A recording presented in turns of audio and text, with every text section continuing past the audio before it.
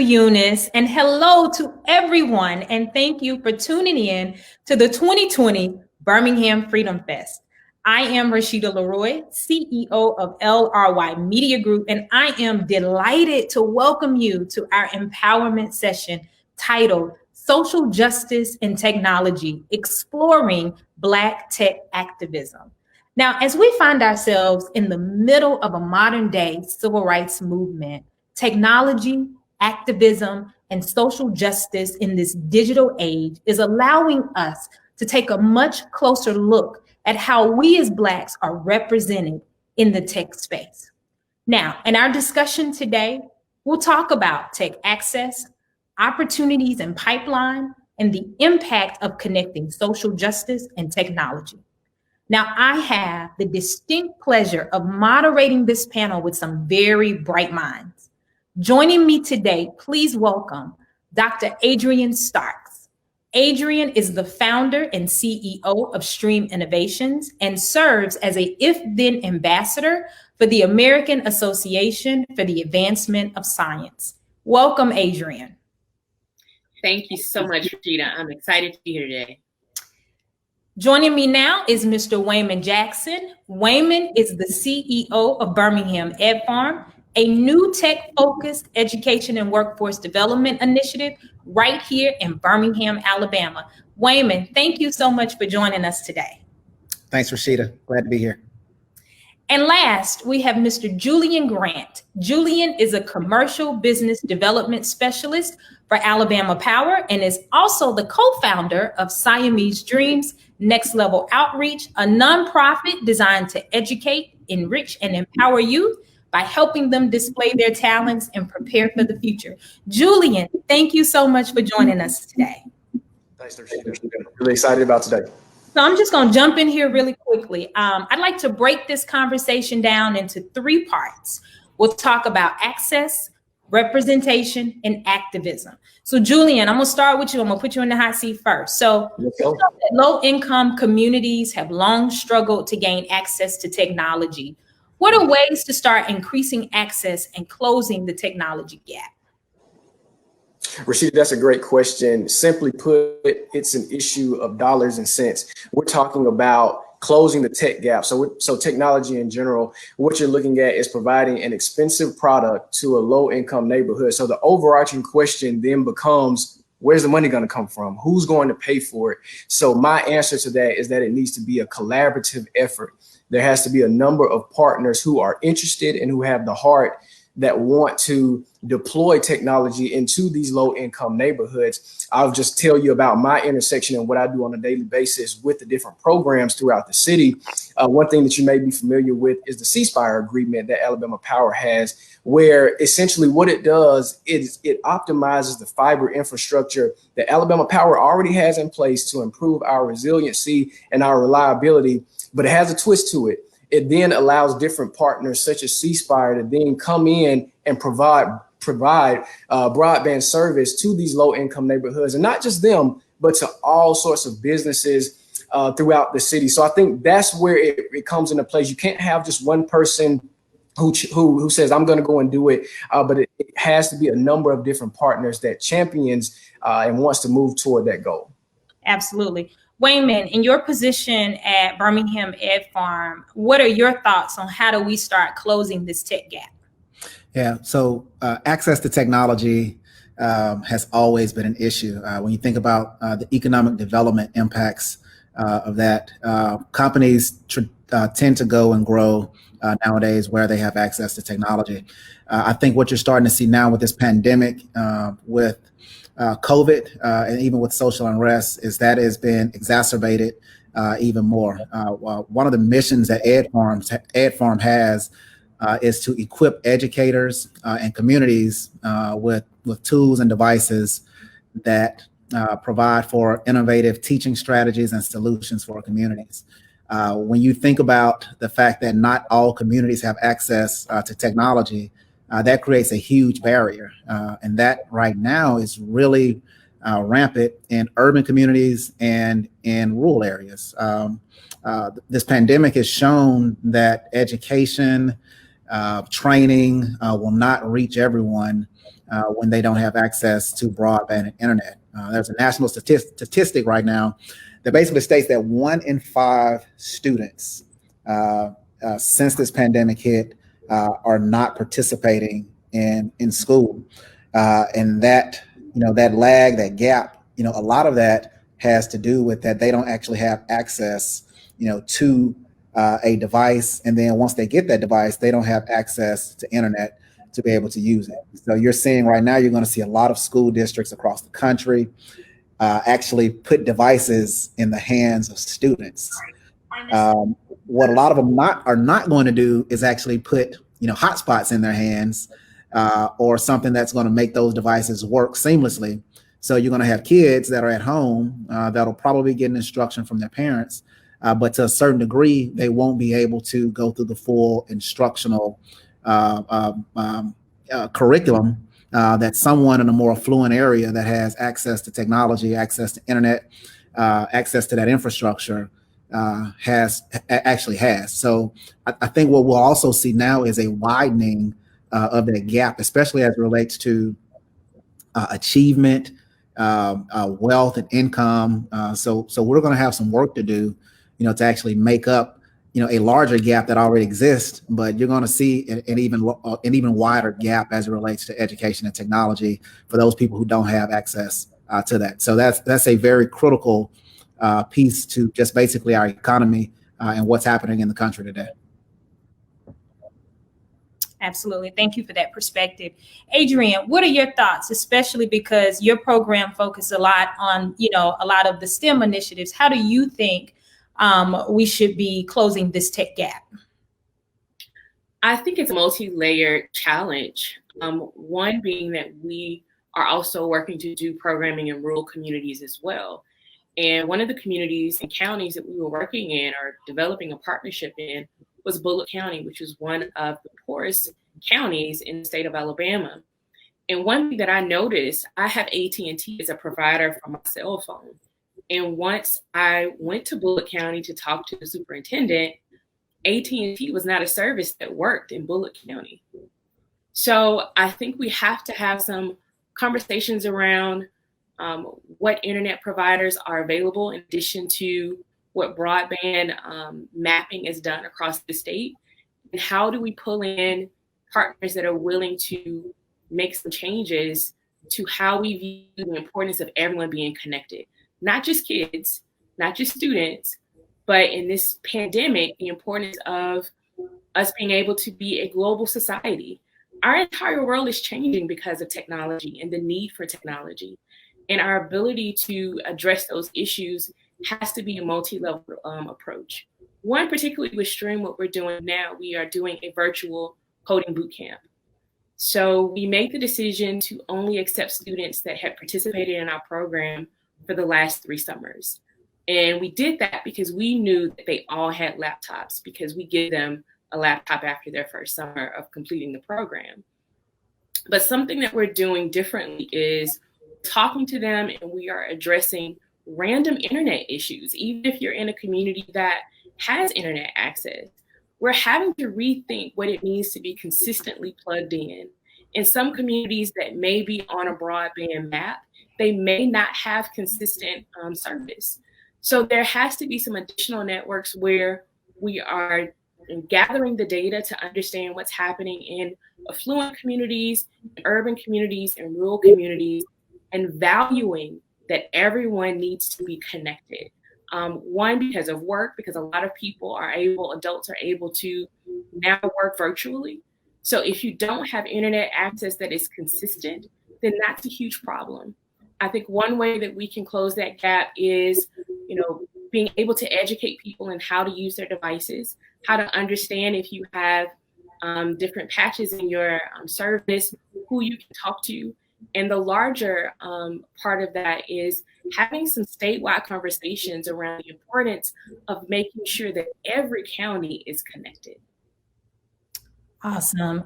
Those are some great perspectives. And so I want to take that a step further. Waymond, in our society, we are so reliant on computer technology. We know that this particularly has a devastating impact on many of our Black students who have limited access or limited experience with using computer technology. So how can schools provide equity in education when we know this digital divide exists?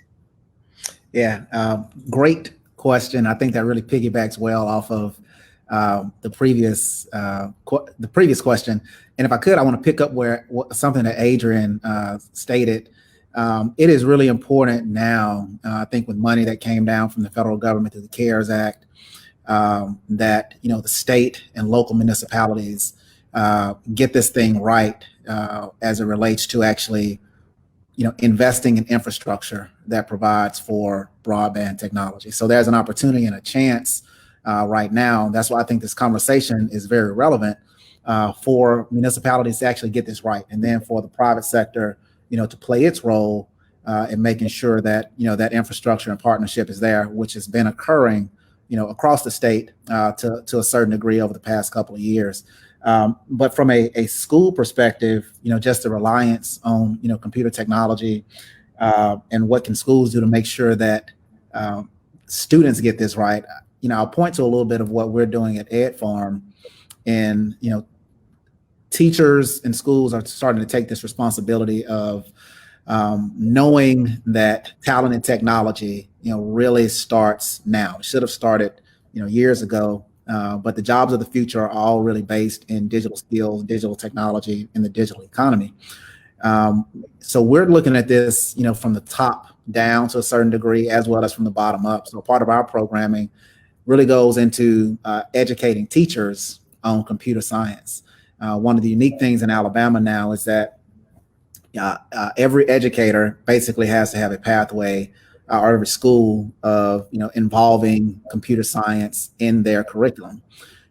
So programs like Adrienne is running has been community-based, you know, for years. What we're starting to do with working with educators in a cohort and a one-on-one basis of saying, hey, here are the introductory things that you need to know and be able to do, you know, on an iPad, on a Mac, creative puzzles, games, and skills that then you can take that and do those things in the classroom, you know, with your students. So it's as important as it is, especially in low income areas and urban areas, where a lot of those students, when they go home, they may not have that access to that device, that, you know, what you get during an 8-hour day in a school setting, you know, from your educator, could stick with you, you know, throughout the rest of your life. And so now you're starting to see educators do that one-on-one instruction and in a classroom environment with those students on computer science and coding. And it's not that everyone's going to go into computer science. I think that's one of the myths that comes with this environment of, you know, thinking about computer science and coding, as much as it's about, you know, training someone with actual digital skills. And so when you think about digital skills, that's just the, you know, ability to be able to operate, you know, on a computer, to think creatively, to solve problems. That background gets you to that next phase of what really employers, one, are thinking about and having transferable skills, but it also puts you in a space where you can kind of own your own job and own your own economy of being able to create a job for yourself, especially when you think about, you know, the gig economy, and then now working from home in remote environments. All those things come together that are happening in the school system now that can create, you know, better digital learners that'll be important for our community. Absolutely. Adrienne? I think schools play a unique role, and we've seen this in the pandemic, where schools have taken on some untraditional roles. And particularly with technology, in Alabama, we did not have state standards in computer science for K through 12. And now that we have a much bigger push through the governor to be able to make sure that teachers are equipped, as well as provided education to be able to teach students, there's a need for students, teachers, and parents to be able to help close this technology gap. Schools have a very unique opportunity to provide classes for, you know, maybe parents and students, in addition to teachers. And I also think that schools can't do it alone. Organizations like STREM Innovations and Ed Farm with Waymond and any other organizations that are out here working to provide coding, technology, based programming, schools and districts definitely need to pull them in to help them, because it's a big challenge and it's one that they can't do by themselves. I think the governor is, with the Computer Science for All, is trying to kind of ring the alarm that there is a need for all of us to consider computer science, whether it's coding and technology, to be a part of the world. There are a number of jobs that are out there that will no longer be available because of how technology will continue to shift and change our world. Something that I talk to our students about, maybe they're not interested in computer science, maybe they're interested in being a vet or a lawyer or any other field that's not necessarily a computer field. And I tell them all the time, by the time you graduate and you're doing this, for you to understand coding or app development, this will put you ahead in your field. And for you to be able to solve problems in your field by incorporating technology, it puts you ahead of the game. So it's important now to gain those skills when you're young, to be able to use it for your future, and as well for us to be able to support parents and adults that may not be tech literate, in order for them to not feel so far behind and embarrassed potentially by not understanding how to use a computer or not understanding what coding is, and that it's not hacking. So there's some literacy that we need to be able to do around technology, where it's not something that is a mysterious thing that only a handful of people can do. So I think collectively we can do something to better support technology across the state. Thank you, Adrienne. Julian, even through your nonprofit, you work with a lot of students. What are your thoughts on how schools can better provide equity in education as we continue to go through this digital divide? I think Dr. Starks hit the nail on the head. Just going back to the notion of collaborative learning and working with different organizations within the community. You look at National Society of Black Engineers, you look at programs such as ACE in architecture, construction, and engineering. So when you hear technology, the career field of technology is inherently one that is vast, and what you can make it your own. And so when people hear that, they hear technology, sometimes they think only about engineering. They think only about coding. They think only about computer science. So that literacy piece and that education about what it truly is. And whenever a student comes to me and says, hey, why should I even get involved in engineering? I tell them, number one, because it is a gateway career. You can get into it and make it what you want. You can start off 2 years getting that fundamental engineering design work, and then go on to working in marketing, to working in communications and championing that. So you can go into a number of different things. But if the students, number one, we talked about access, that's the theme that we're working from. If they don't, number one, have the hardware when they get home, they don't have the actual computer, but even if they then have the computer, but don't have the broadband and Wi-Fi access to go and do the research on what programs are in the community, then we're fighting an uphill battle constantly. So I think that if we have companies who, for instance, each year they go through a cycle of we do away with our infrastructure. And when I say infrastructure, I mean we do away with our computers and different hardware. If we donate that to a community center in one of these low-income neighborhoods that can then refurbish them, partner with another organization that can refurbish them, and then utilize that to teach students the basics of coding, which I'm sure this is definitely being done in some communities, but I think making it widespread is what we ultimately need to work toward for the betterment of our community.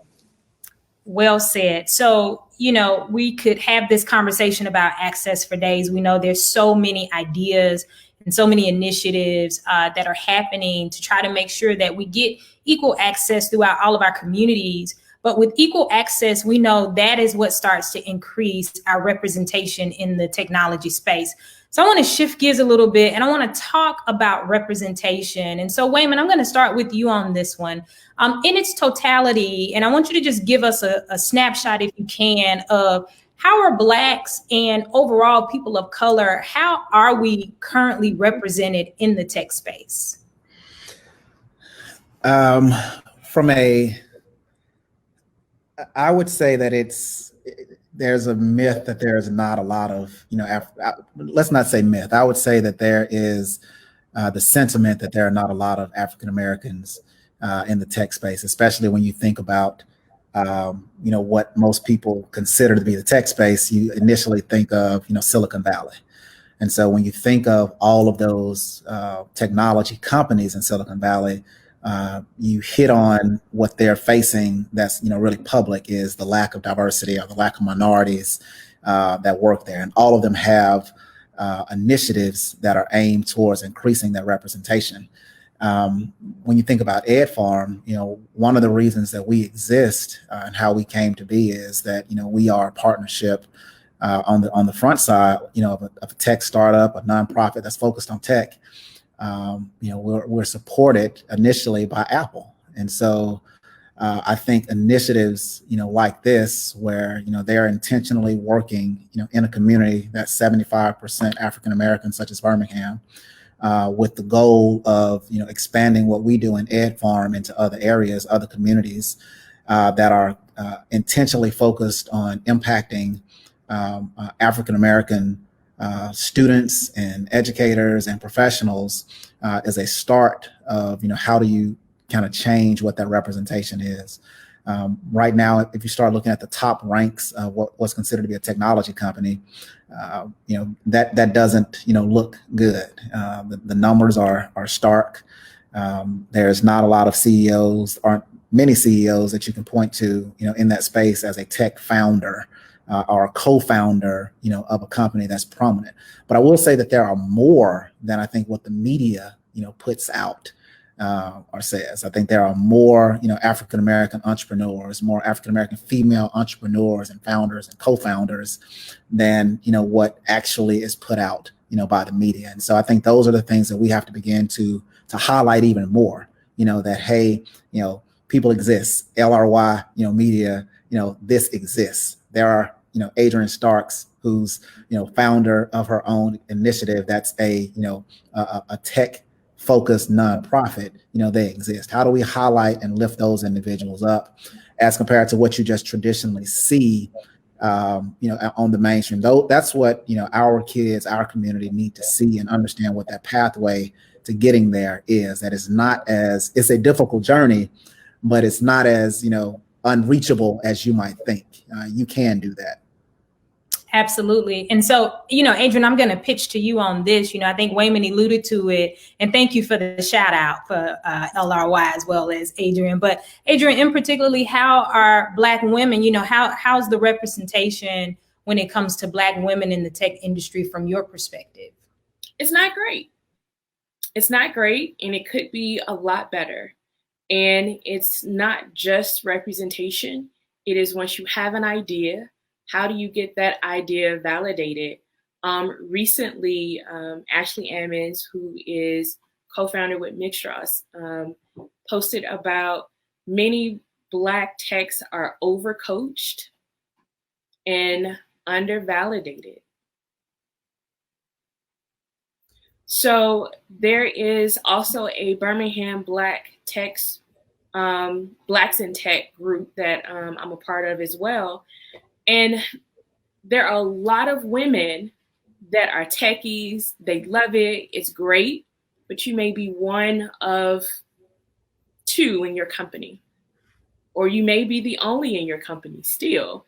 And I think it also starts if you have that technical background and you're at UAB, or you're at Miles, or you're at Alabama A&M, which is my alma mater. You have go Bulldogs. You have these different spaces where you can cultivate these communities, where either you can work at another company or you can start your own company. There are a number of amazing women and men, but definitely women, that are on the forefront of identifying problems that can be solved in technology. And you have these amazing ideas, but one of the bigger issues is having venture capitalists that are willing to invest in them. So if you're doing a startup and you're bare boning it, and there's only so long you can keep going without someone investing in you. And how many Black women have tech companies that have had multi-million-dollar investments, not just your first million, but your second million and your fourth million. What does it look like in Alabama? I think it's great when we can champion one or two, but in 2020, when we're still saying less than 5, less than 10, it's a reflection on how we value women in tech. It's a reflection on how we value African-American women in tech. And I think collectively, we have to do better.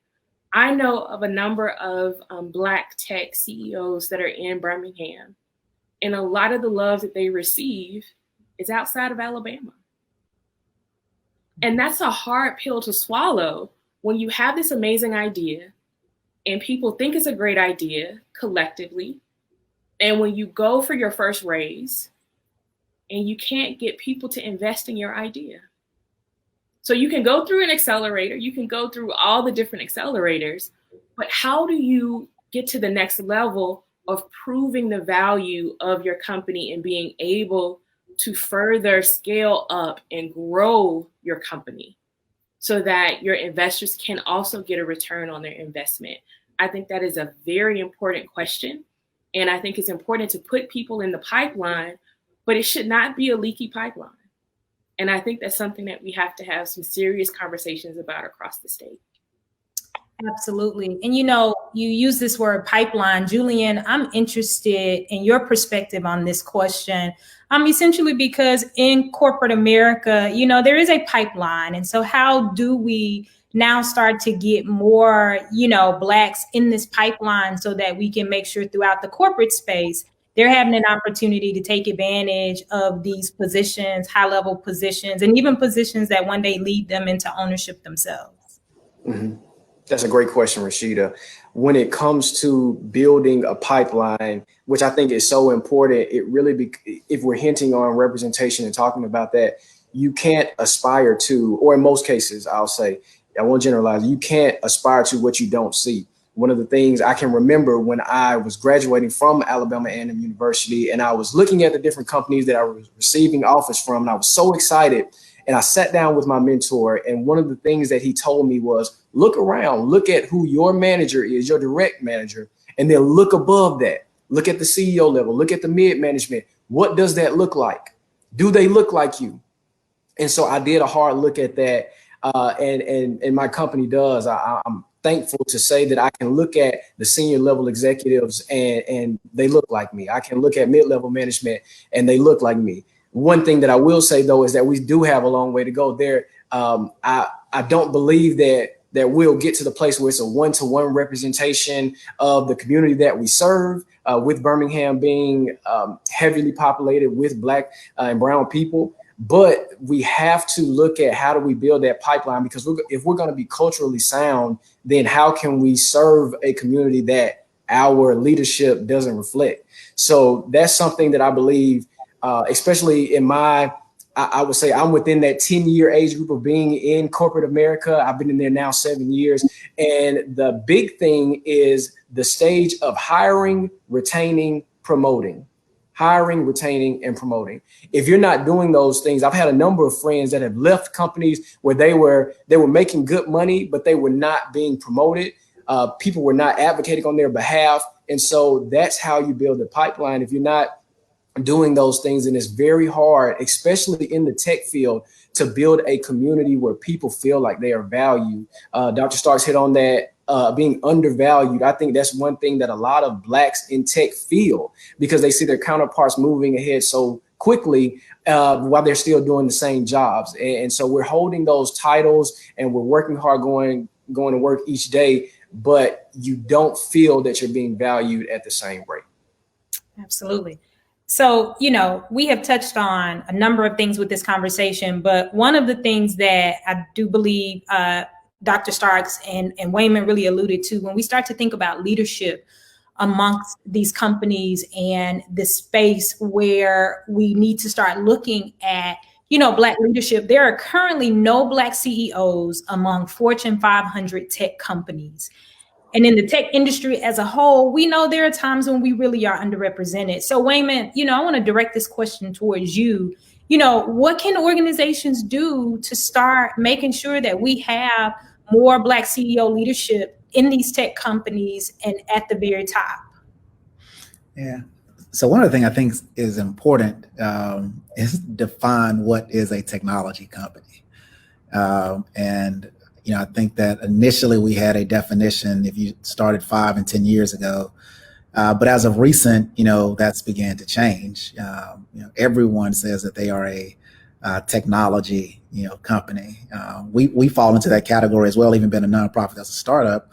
I think one of the things that's unique, is that we are producing technology products that will serve, a need. And so as you kind of start looking at, well, what's the technical definition of a technology company? So now it's like, all companies, if they're not fully a technology company, they have aspects that make them a technology company. Banks, utility entities, as such. I would say when you think about it from the smaller companies and startups, we have to have more African-American founders. We have to have more African-American co-founders that are starting their own companies. It's to Adrienne's point that they are supported. They have the resources around them to actually be able to get that company from, A to B and sustain it. A lot goes into that. You've got to have support from a city in. I think that's one of the areas where Birmingham is starting to see some success in their focus and having, people at the city who are focused on small and minority businesses and knowing that there are pain points and issues that those entities face that are unlike those of anyone else.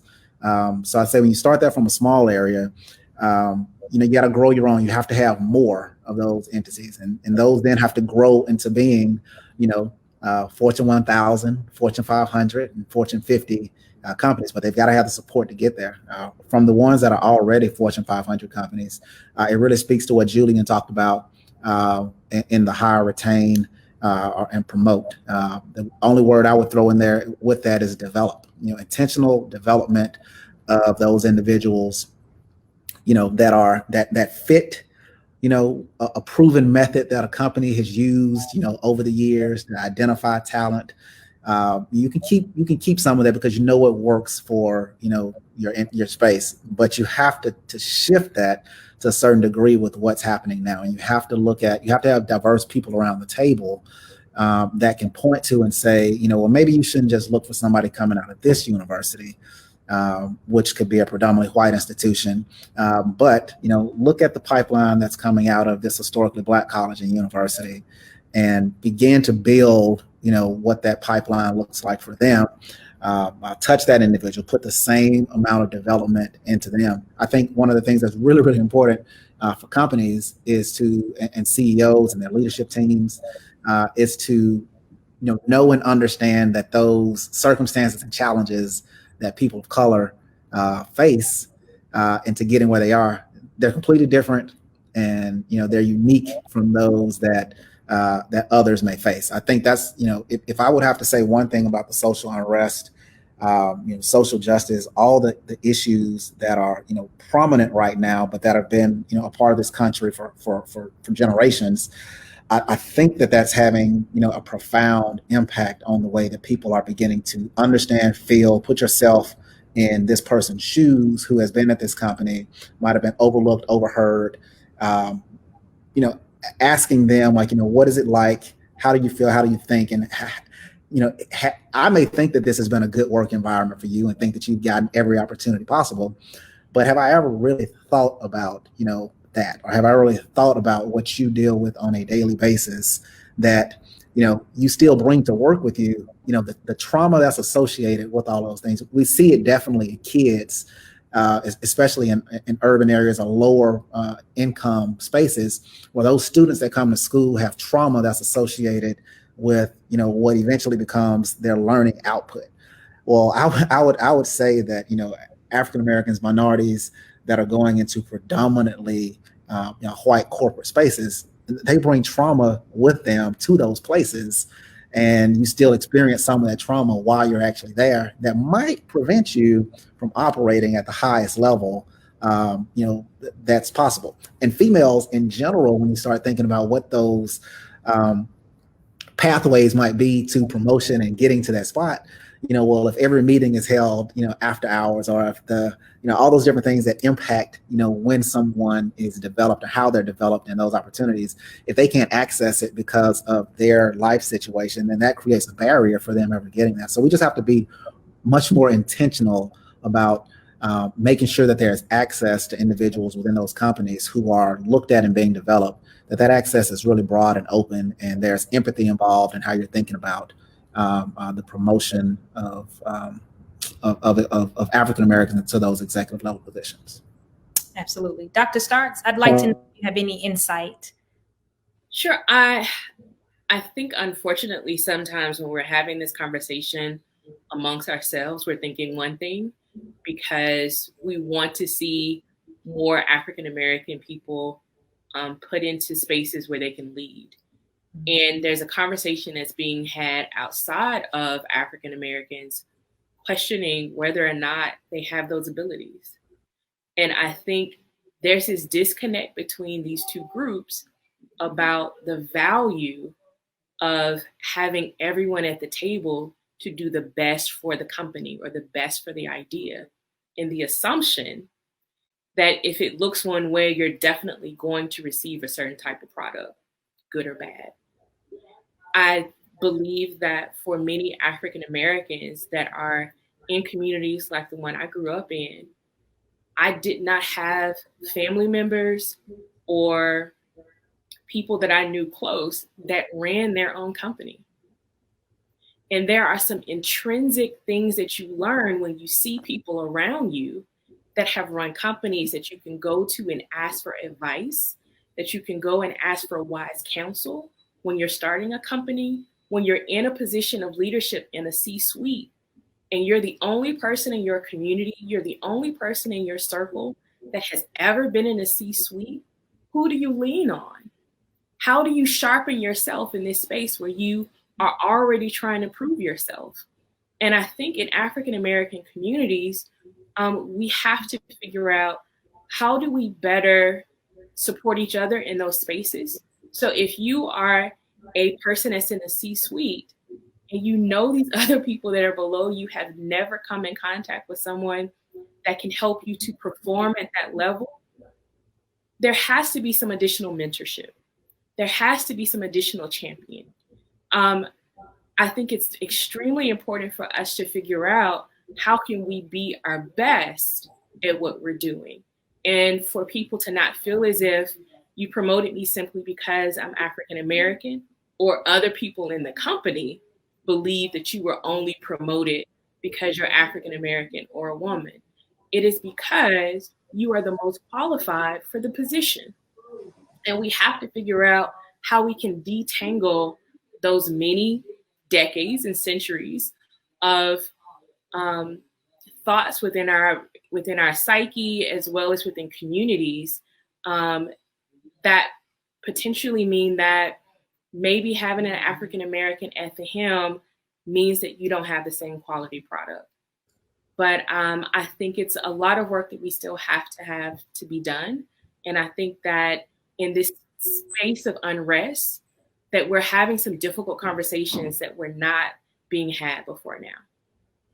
Absolutely. I think you said it. We have a lot of work to be done. There are some difficult conversations ahead of us that we are having that still need to be had. And so as we wrap this up, this has been an awesome conversation. I know we could go on and on about, access. We can go on and on about how do we continue to position ourselves to be in leadership? How do we position ourselves for ownership and entrepreneurship? But as we wrap this up, I just want to ask one question to everyone. And I'm going to start this question with you, Julian, and then I want each one of you to answer this question. So this is our final question of the panel. Why is it important to have Black voices in this space? And especially now, as we see ourselves going through what we believe and what I do believe is our modern civil rights movement. Why is it important that we have Black voices in the tech space?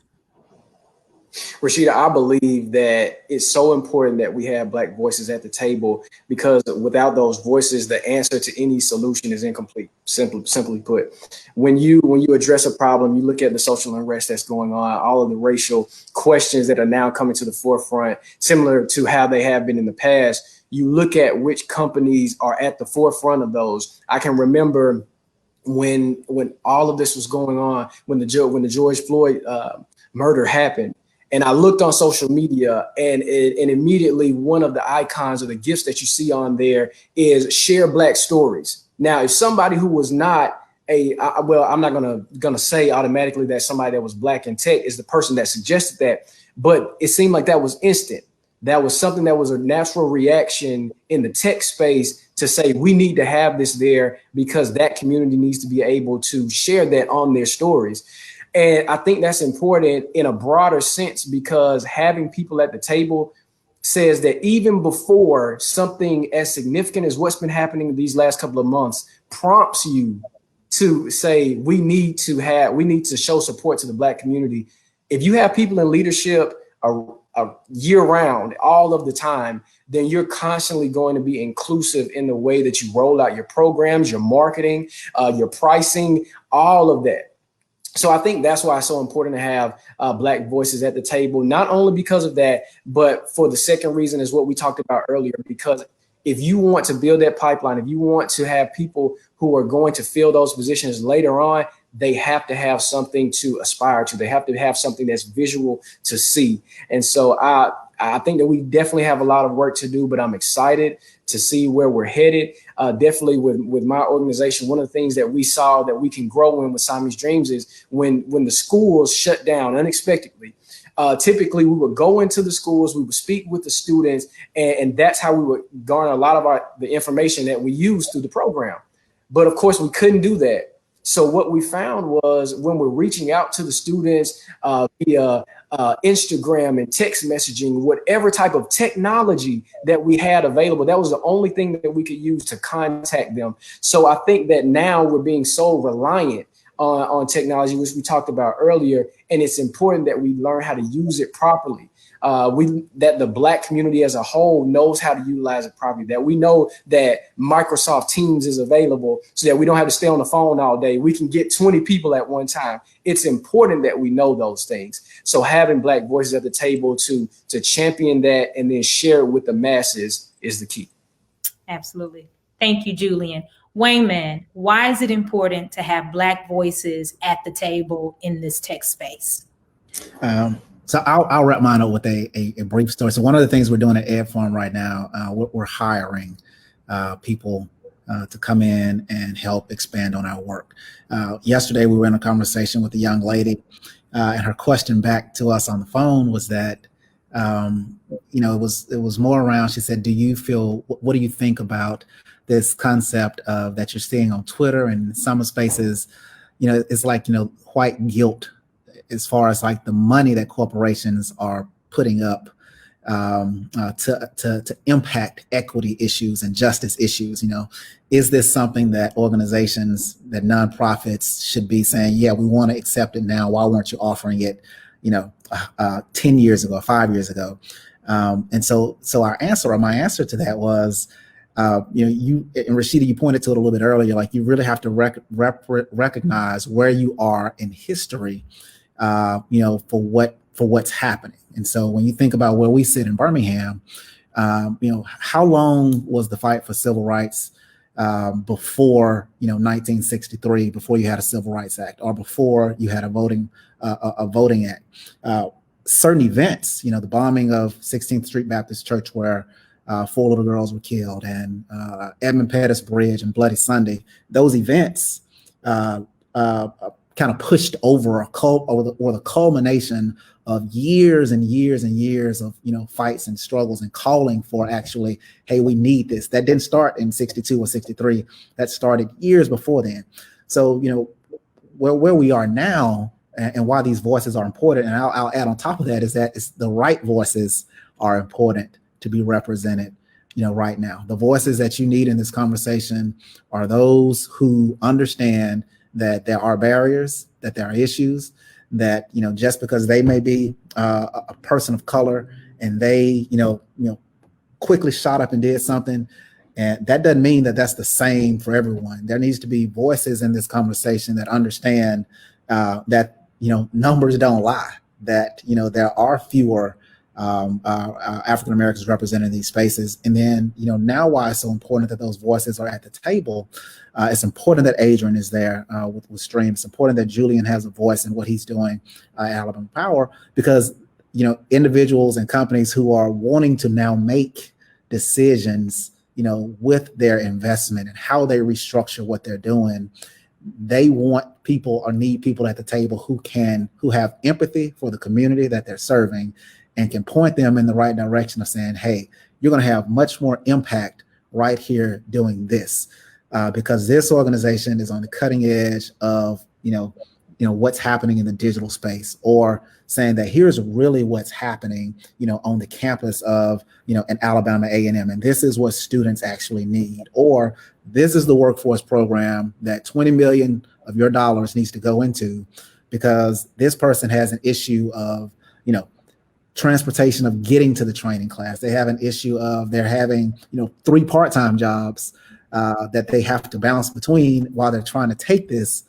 training class. So you should put your money here, because more individuals are coming out of this being successful, but those individuals need help doing that. Or you should put your money here in backing a micro loan fund that a small business needs, because they don't have access to the capital that they can just walk to a bank and get. So the right voices are very important right now in this conversation, and knowing that this is a part in time in history where all those things matter.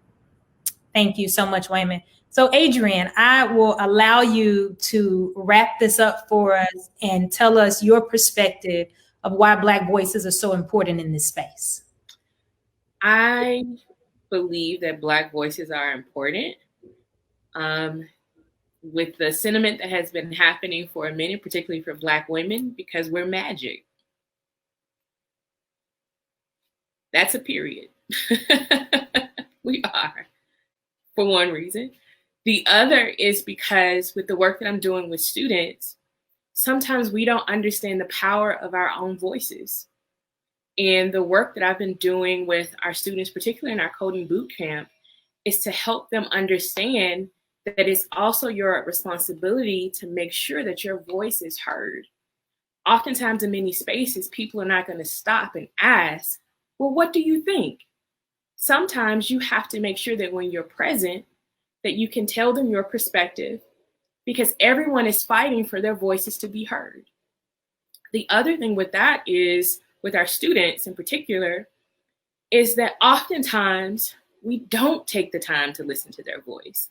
And they have some amazing ideas and perspectives that we never would have considered because we don't take the time to ask. And I think this happens globally. It happens across our country, in our state. We lose genius when we exclude people out of the conversation. And particularly with Black voices, we lose the value and the impact that they can bring and that we bring collectively to anything. And for our country to not be the best that it can be, for you to intentionally leave out Black voices, does not make you the best that you can be. It does not. Everyone has a number of different challenges, but when we are working for a goal to make our communities stronger, to make technology work for us in ways that make our lives easier, you need the smart voices in the room. And for you to believe that no Black voice can give you an answer or a solution to a problem is one where you're missing the very solution that you're overlooking. I think it's extremely important for us to use this time around the uprising to listen to Black voices, because they have been saying the same things for years, for decades, without people listening. And because we have this moment in time, this moment in history where history is watching us, I think it's an amazing time for us to make sure that our voices are heard. And maybe it's not asking, sometimes it's demanding. And I think that is extremely important, particularly within the tech space. Absolutely. Well, Dr. Starks, I think you said it best. History is watching us. The world is watching us. And I am just so excited that I had this opportunity to have this conversation with this group today. Thank you, Dr. Starks, for your input. Thank you, Waymond, for your input. And thank you so much, Julian, for your input. This will conclude our panel today. Thank you to the Birmingham Freedom Fest for allowing us this opportunity to just share our thoughts around how we truly feel about Black voices in this space and making sure that we have true representation throughout the tech space on every level. Thank you guys again, and I hope that you enjoy the rest of the Birmingham Freedom Fest. It's going to be exciting. So everybody tune in for what's going to happen next. Thank you.